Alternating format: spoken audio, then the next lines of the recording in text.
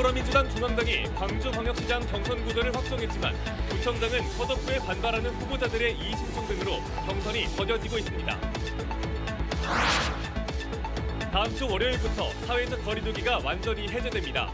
마스크 착용을 제외한 일상으로 돌아가는 것이라 시민들의 기대감도 높아지고 있습니다. 세월호 참사가 일어난 지 8년이 지났지만 당시 사고 현장을 지켰던 이들의 마음속엔 희생자들을 향한 그리움과 미안함이 여전히 남아있습니다. 현대산업개발의 행정처분 중지 요청을 법원이 받아들여 일단 다시 영업할 수 있게 되면서 사법부의 치욕이라는 비판의 목소리가 잇따르고 있습니다. 여러분 안녕하십니까? KBC 8시 뉴스입니다. 더불어민주당 중앙당이 6일 지방선거에 출마할 광주광역시장 경선 구도를 확정했습니다. 하지만 광주구청장 경선은 컷오프에 반발하는 예비 후보자들의 이의 신청과 재심 결과도 나오고 있어 일정이 더뎌지고 있습니다. 고우리 기자입니다.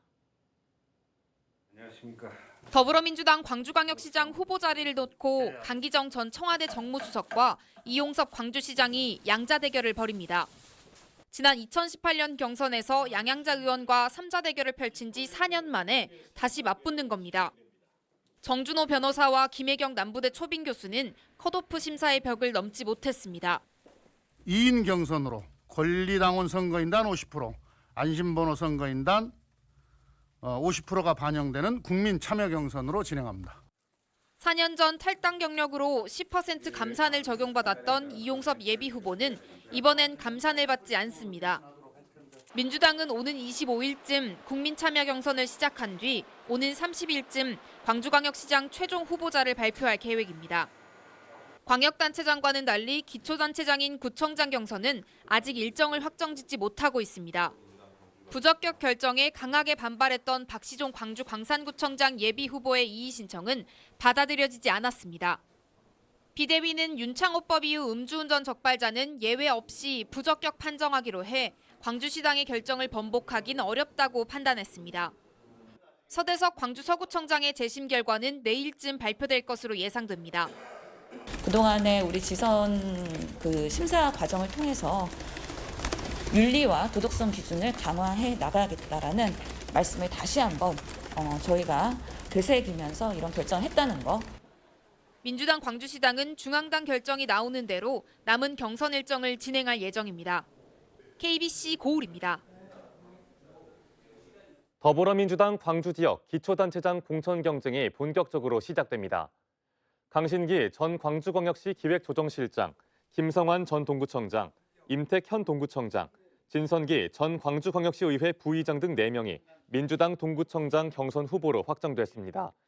민주당 남구청장 경선 후보는 김병래 현 청장, 김용집 광주광역시의회 의장, 박기수 전 TVN 광주교통방송 사장 등 3명입니다. 동구와 남구 경선은 오는 18일 남구, 19일 동구 TV 토론 등을 거쳐 오는 21일과 22일 ARS 투표를 통한 국민 참여 경선으로 진행됩니다. 다음 주 월요일부터 사회적 거리두기가 완전히 해제됩니다. 사실상 마스크 착용을 제외하곤 기존의 일상으로 돌아가는 건데요. 시민들의 기대감도 높아지고 있습니다. 정의진 기자입니다. 18일인 다음 주 월요일부터 사회적 거리두기가 완전히 사라집니다. 지난 2020년 3월 거리두기가 도입된 이후 2년 1개월 만입니다. 막 식당에 시간 제한이 있었잖아요. 그거 풀리면 오래 있을 수 있으니까 좋을 것 같아요. MT도 갈 수 있고 아무래도 동아리 활동 같은 것도 막 저희 같이 이번에 대학교 들어간 친구들도 더 누릴 수 있는 것들도 많아지고 하니까 좋을 것 같아요. 이로써 식당과 카페 등 다중 이용 시설의 영업 제한 시간과 사적 모임 인원 제한이 없어집니다. 결혼식과 종교시설, 집회 등의 인원 규제도 사라집니다. 기대되죠. 지금 생활비도 안 나왔는데 아무래도 조금씩 시간 늘리고 손님들 좀 더 늘어나면 생활비 정도는 되지 않을까요? 임대료 내고 나면. 다만 영화관이나 볼링장, 교회와 같은 실내 다중이용 시설에서의 음식물 섭취는 일주일 늦은 25일부터 가능해집니다. 실내에서의 마스크 착용은 유지하되 당초 거론됐던 야외 마스크 벗기는 2주 뒤에 다시 판단하기로 했습니다. 오는 25일부터 코로나 감염병 등급도 한 단계 낮춥니다. 이렇게 되면 격리 의무는 권고로 바뀌고 재택 치료도 없어집니다. 등급 조정에 따른 관리체계 전환은 4주 정도 충분한 여행기를 두고 단계적으로 시행될 계획입니다. 일상 회복에 대한 시민들의 기대감이 높아지면서 정부는 야구와 축구 등 프로스포츠 4개 종목에 대한 반값 티켓 공급과 함께 숙박요금 할인권 지급에 나서기로 했습니다. KBC 정의진입니다. 코로나19 거리두기가 해제되면서 전남의 대표 축제들이 3년 만에 일제히 개최됩니다. 여수시는 오는 7월 29일부터 사흘 동안 제56회 여수 거북선 축제를 열고 통제형 길놀이를 비롯해 임진왜란 유적지 순례, 신호연 체험 등의 다양한 행사들을 진행할 예정입니다. 대표 봄축제인 한평나비 대축제도 3년 만에 오는 29일부터 한평 엑스포공원과 한평읍 시가지 일원에서 개최해 관람객들에게 다양한 생태 체험을 제공하게 됩니다. 세월호 참사가 일어난 지 8년이 지났습니다. 당시 현장을 지켰던 이들과 우리 모두의 마음속엔 희생자들을 향한 그리움과 미안함이 여전히 남아있는데요. 그들의 기억들을 구영슬 기자가 담아왔습니다. 세월호 희생자들이 수습돼 가장 먼저 무트로 올라왔던 진도군 팽목항. 방파제를 따라 노랗게 수놓인 리본들이 그리움의 물결을 이룹니다. 8년이라는 시간이 흘러 어느덧 따스한 봄날을 다시 맞았지만 차가운 바닷속에 잠긴 그날의 이야기는 잊혀지지 않고 있습니다. 사고 당일 구조를 위해 어선을 끌고 바다로 나섰던 선장은 안타까웠던 현장을 떠올립니다. 안에 있던 애들이 얼굴 내밀고 부딪히고 있는 장면은 아직도 잊혀지지 않고 사람이 제일 힘든 게 그거 같아요. 지금도 그런 게 막상 현재 갔지만 할 수 있는 게 없다는 거예요. 수습된 희생자들을 응구했던 소방대원은 그들을 구하지 못했다는 미안함에 마음이 무겁습니다. 국민의 생명을 또 책임지고 있는 저희 소방관으로서 가슴이 아프고 답답하고 미안하고 슬프고 또 죄송스러운 마음뿐이었습니다. 사고 현장에 있었던 공무원은 더 많은 희생자들을 구할 수 있지 않았을까 아쉬워하며 눈시울을 붉혔습니다. 미안하고 슬프죠. 지금도 제 기억 속에는 그 통곡 소리가 지금도 귓가에서 이렇게 울리고 있어요.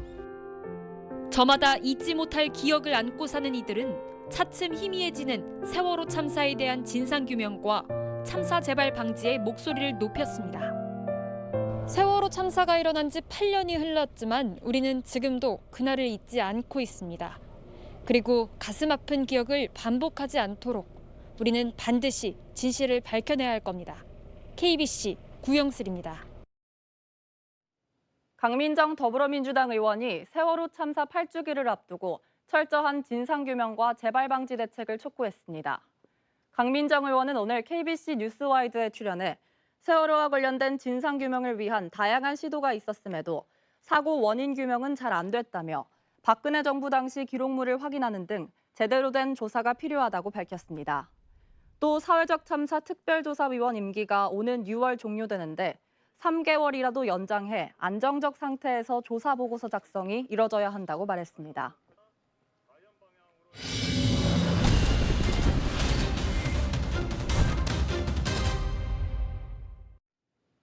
17명의 사상자를 낸 학동 붕괴 사고 참사와 관련해 서울시가 현대산업개발에 영업 정지 처분을 내렸었는데요.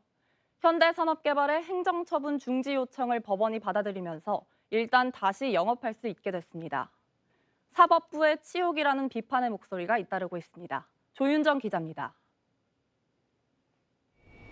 철거 작업 중이던 건물이 무너져 내리며 17명의 사상자가 발생한 광주 학동 붕괴 사고. 서울시는 지난달 30일 원청사인 현대산업개발에 부실 시공 책임을 물어 영업정지 8개월 처분을 내렸습니다.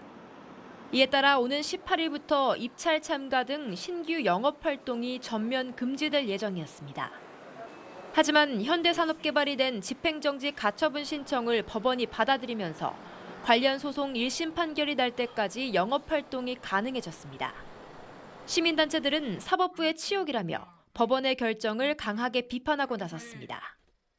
불법을 저질렀던 기업의 이익을 우선한 잘못된 판결이었다 이렇게 생각합니다. 이러한 관행들이 용인되었을 때 우리 사회 안전은 더욱더 실현되기 어렵다. 이런 차원에서 이번 법원의 결정은 매우 잘못된 것이었다 이렇게 생각합니다. 이 밖에도 현사는 지난 13일 학동 사고와 관련해 하도급 업체 관리를 소홀히 한 혐의로 8개월의 추가 영업정지 처분을 받았습니다. 이 영업정지는 과징금 부과 처분으로 변경해 줄 것을 서울시에 요청할 예정입니다. 과징금 부과를 원하지 않는 경우에 영업정지 처분을 해야 돼요. 근데 이제 역으로 생각하면 과징금을 부과해달라 그러면 과징금 부과를 해야 된다는 얘기잖아요. 현대산업개발 측은 끝까지 책임을 다할 것이며 신뢰 회복을 위해서도 노력하겠다는 답변을 내놨습니다. KBC 조윤정입니다. 6일 지방선거 격전지를 가다 오늘은 장흥군수 선거입니다. 무소속으로 재선에 도전하는 현직 군수에 맞서 더불어민주당에선 7명의 후보가 치열한 공천 경쟁을 벌이고 있습니다. 이동근 기자의 보도입니다. 장흥군수 선거는 현 군수를 포함해 8명의 후보가 선거전에 뛰어들었습니다. 정종순 현 군수는 지난 지방선거에 이어 무소속으로 재선에 도전해 중단 없는 지역 발전을 호소하고 있습니다. 장흥군의회 의장과 전남 도의원을 역임한 곽퇴수 예비후보는 풍부한 의정 경험을 내세우며 표밭을 갈고 있습니다. 지난 지방선거 경선에서 고배를 마신 김성 전 군수는 군정 경험을 토대로 문화관광 활성화와 복지 증진을 내걸었습니다. 국무총리실 제주 담당관을 지내고 민주당 정책위 부의장을 맡고 있는 김순태 예비후보도 출사표를 던졌고 사순문 예비후보는 통일부 장관 보좌관과 도의회 의정활동 경험을 토대로 지역발전 청사진을 제시하고 있습니다. 김영록 전남도지사 정책특별보좌관을 지낸 신재춘 예비후보는 오랜 행정 경험을 장점으로 내세우고 있습니다.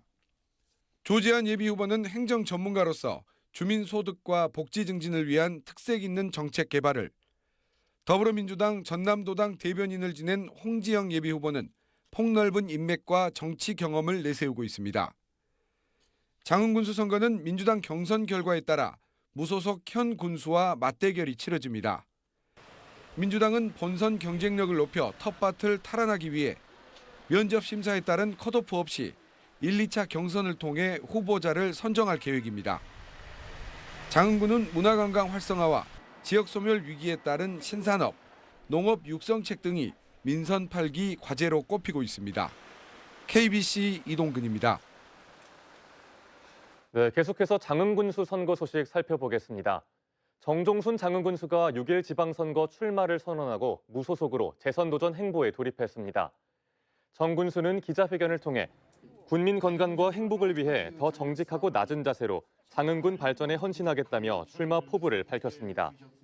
정 군수는 대한민국 스포츠 메카 정착, 소방 안전 중심지, 물림의 메카 조성, 친환경 농림축수산 육성으로 농가 소득 증대 등 민선 8기 12대 비전을 약속했습니다. 더불어민주당 장흥군수 후보 경선에 불공정을 주장하며 예비 경선을 거부했던 공천 신청자 4명이 중앙당에 이의 신청을 제기하고 법원에도 경선 무효 가처분 소송을 제기하기로 했습니다. 민주당 소속 김순태, 사순문, 신재춘, 홍지영 등 예비후보 4명은 기자회견을 열고 공관위 정성평가를 배제하고 기득권 정치인에게 유리한 여론조사 방식의 예비 경선을 단호히 거부한다며 즉각 철회를 요구했습니다.